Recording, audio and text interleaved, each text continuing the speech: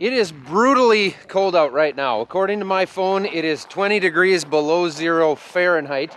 Not totally abnormal for us. It gets down to this every year, but we've got about 10 days worth of it. And even though this video is sponsored by Simply Safe, which thank you to them, nothing I'm about to show you or tell you about is staged in any way.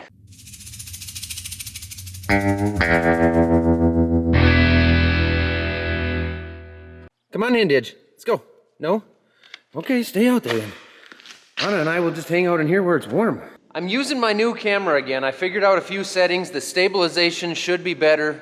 The audio should be a little bit less tingy. I can't change the directional part of it, so what I'm gonna have to get used to is when I'm standing behind the camera talking about this strip till rig that we have to work on yet, I need to talk louder and closer to the microphone. So let me know what you guys think of the camera this time. We've got temp sensors like this from Simply Safe all over this place. I can log onto my app at any time on my cell phone and see exactly what the temperature is. I've got the alarm set for 40 degrees so that if the temperature drops below 40 degrees, I get a notification. Simply Safe themselves, a human being from them actually called me this morning at about 5:30 in the morning, which is fine. Actually, 4:30. My alarm goes off at 5, it hadn't gone off yet. But this room was showing that it was 39 degrees. Here's what happened. The regulator that runs the LP to the furnace right here is froze up. And I know that because it's done it before when it gets this cold. It actually did it last year. We had to thaw it out and put heat tape on it. I don't know why that one does it because the main heater's up in the shop. Look at that frost buildup on that shed. It is cold out. But those are working just fine. The LP tank is fine. Shouldn't be a pressure issue. It's in that regulator, so I gotta thaw that out, get some heat tape, put that on there. But it was certainly handy that they called. Now I know we've got a heat gun somewhere, but I haven't seen it for a while, so I don't exactly know where it's at.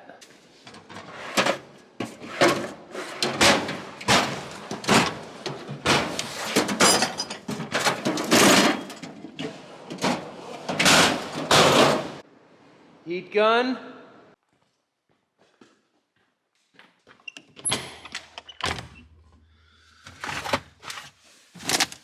No.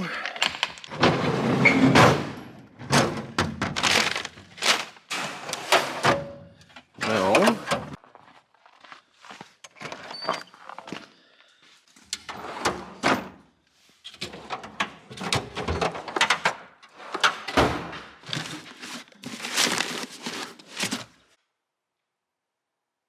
Huh. I got one last idea. I don't exactly recommend putting a NIPCO on your propane regulator, but I'll be safe about it.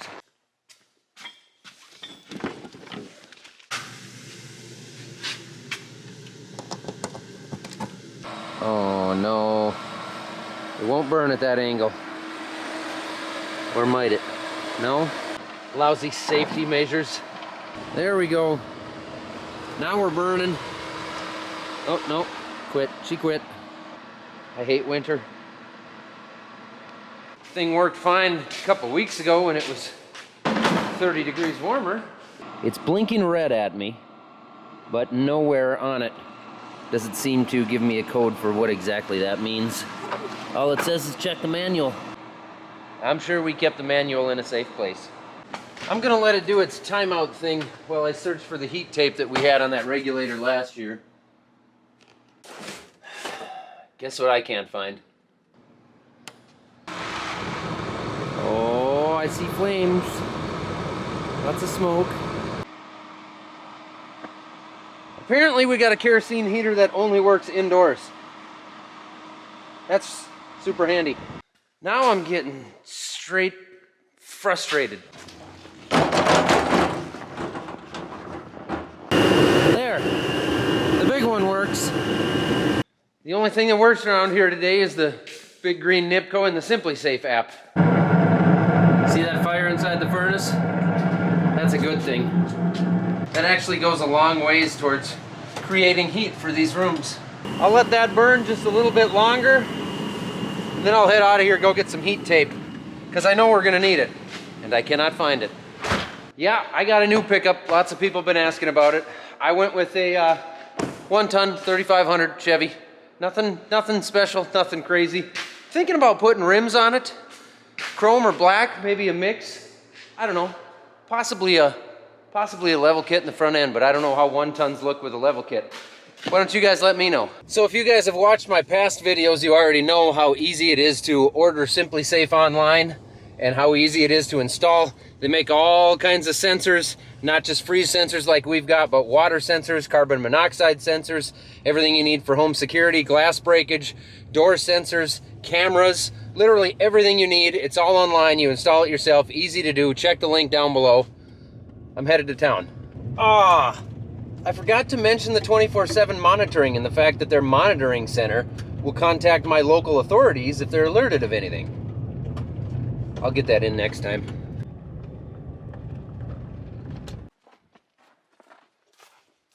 I have no idea if this will work or if I'm doing anything correctly or incorrectly. I just kind of just winging it. I like to think that's probably how the professionals would normally do it. We'll go with that. Oh. Go get her. Go get her. Never mind. Oh, no, not me, no! I suppose I've actually got to do some work now. That's a bummer. So I've got to mount the control box yet. I've got to mount the anhydrous cooler and the tower, and then after that we run all the lines. I've got to ream the holes out just a little bit bigger because the old bolts that were in there were metric and the new bolts are not. So, and I had to go with different bolts because I had to be an inch longer. I've got what I've got, and I am gonna try and break my wrist with a handheld drill. You guys understand.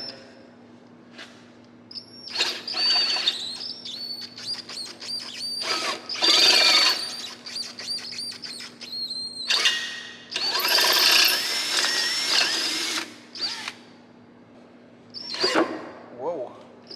Maybe I can drill a hole in my armpit at the same time while I'm at it.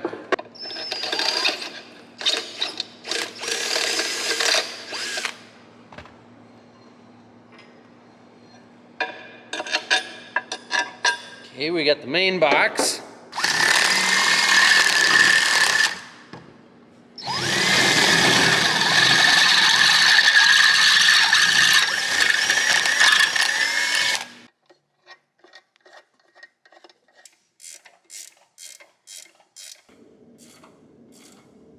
All right, the control box is mounted here. This is what controls the rate for the anhydrous that we're going to be pulling. Now we need to mount the supercooler and the tower that runs all the lines out to the individual things, but that's the brains behind it all. That will communicate with the tractor and the tank and myself and everything. That's the brain right there. So I might have a little bit of zip tie work to do, but next thing up is the supercooler. I'm going to go look at that and show you guys what I got going on there.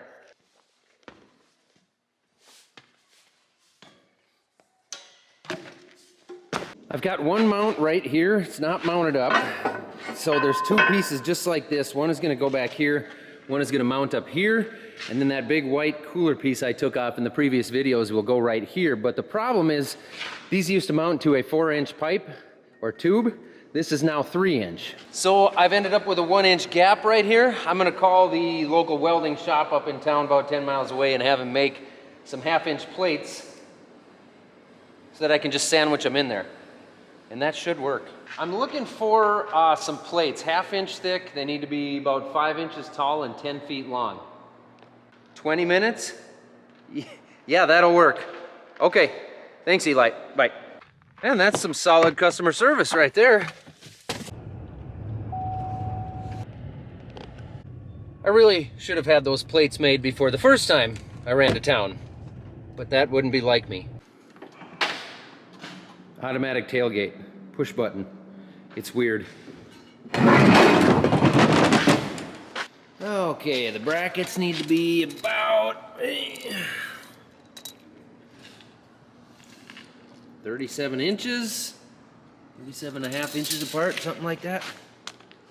We definitely don't have plenty of room, but I think we got room, especially when I add in the height. Oh yeah, we'll be good.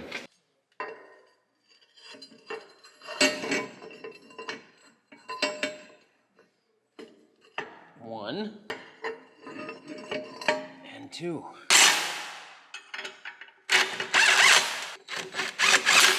I'm gonna leave this halfway loose for now, in case I need to slide it around, which is more than likely. Where's that other one?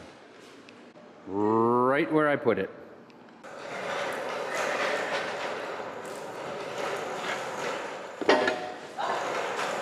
Uh-oh.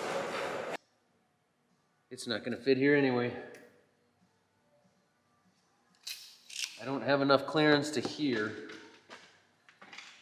And it would be a decent sized job to move these, because I'd either have to go back there or cut these or get longer ones. I can move them up and down here, but not there or there.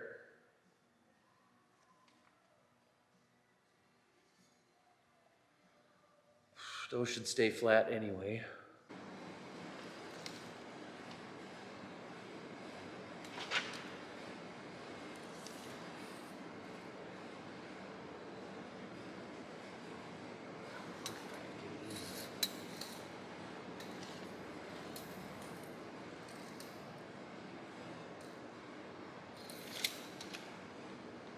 I think I'm gonna change my plans, and instead of running that cooler here, I'm gonna move it right up here, near the, straight across from the controller I just mounted. I think that's my option.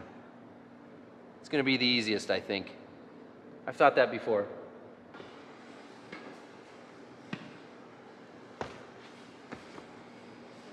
I need a table in here. A nice little workstation.